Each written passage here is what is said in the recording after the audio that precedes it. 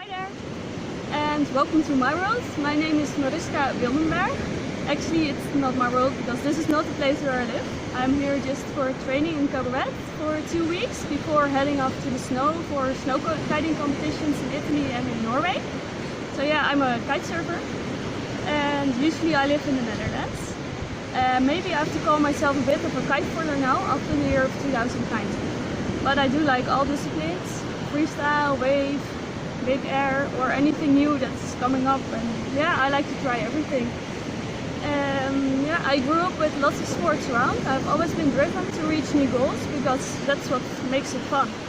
And sometimes it will be ending up in a never-ending adventure for everyone around me, I know. Because from a young age I already learned to challenge myself in everything, in studies, in sports, and yeah, I just wanted to learn as much as possible in everything. So yeah, I played soccer with guys, I went to skateboards, and yeah, flying off kickers and rails, and skiing as fast as possible. Yeah, and my parents just never hold me back, they just challenged me for new things, so that's actually great, I think. I started kitesurfing at the age of 18. I was not that young and I was a bit scared to go out there because usually if you practice tricks, you practice them in small steps and you know what you can do. And you make the level higher and higher, and yeah, now we had the wind and I think I was scared to fly away or something, but yeah, my dad was always there to hold me and my mom to help me untangling the lines on the beach or for the mental support or to wipe the tears out of my eyes if I didn't want to go again. So yeah, I became a kitesurfing instructor, didn't practice any trick the first years because I thought I wouldn't do anything into competitions anymore. But yeah, I was pretty used to challenges and training hard and learning to crashing and of course to challenge myself and always thinking what the boys can do, I can do too, and maybe even better. So yeah, I have long hair, but sometimes, yeah, with that mindset I started to work for it and I discovered that actually I could do so much more, and when I really started to believe in myself, a new passion was born, the kite surfing and snow kiting, and it was so much fun to learn new things and tricks, and it just kept on going. All limits will be tested now, like holding on to a 4 meter in storms or trying to foil in no wind with a big foil kite, trying to catch the handle passes, swimming with the foil kites, throwing board offs everywhere. Or yeah, flying off the mountains with the foil kites in the snow and trying to get as fast as possible on skis with a kite. And that's the first time I had actually a lot of fun in the snow again. Yeah, so that made me, against everything, started to compete and train and travel the world. I started doing freestyle competitions, winning the PKA in Asia, the big air, the race and the freestyle. And yeah, there I had a lot of fun. So yeah, I became Dutch champion big air, and I also started to compete in the snow, like winning the long distance in Europeans on the Russian stage and becoming 5th in the record. And yeah, after this, of course, another challenge was there, and I started to enter the world of hydrofoiling 2 years ago, but actually just once in a while. When the wind was too shitty for a freestyle or the water was too choppy and yeah, the wind was too strong. Yeah, I needed something to get me off that trick. I was crashing the trick over and over and I needed something else. So yeah, then I started to challenge myself in hydrofoiling. But if you would have told me I would have been competing now with a big foil kite and the hydrofoils all over the world, I would have said you're pretty crazy.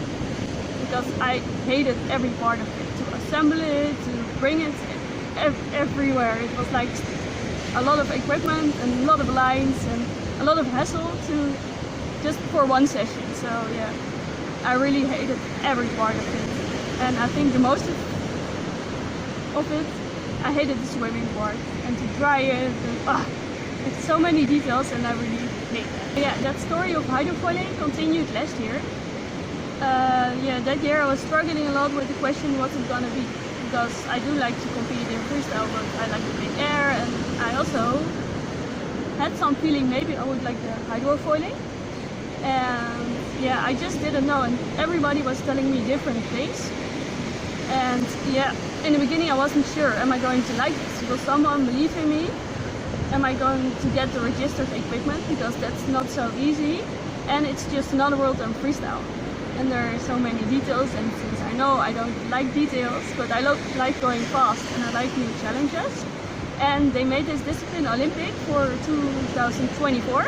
So yeah, and no one from the Netherlands has been on an international competition before. And yeah, I had to try it out, of course. Maybe not that prepared, but if you never try, you will never know. So yeah, and I always have the skill to find myself in challenges like this and jump into the deep. So yeah, I started off with an 18 pace at the beginning of the season, without any training or specific equipment, and it was pretty good for a newbie. And yeah, I still wasn't sure about this because there were a lot of teams and it was so different, and I was a bit impressed with everything, and I still didn't know if I could do it, if I like it, because after this I felt a bit lonely over there and I was like, maybe not again. But anyway, if I don't like something, I have to try again. So I went to the Europeans and another stop, and there I ended up 15th and 14th European. And actually after that I found out I qualified myself and the Netherlands for the World Beach Games in Doha in Qatar. And yeah, there I could race against the top 20 best female foilers of the world, and that was just another challenge. And I still was with the same equipment and the same skills, but I said yes anyway. Because with the development of the kite foiling in the Netherlands, it should be good to go there and just to learn. Even if it's not for myself, but if it's for the whole kite foiling scene around.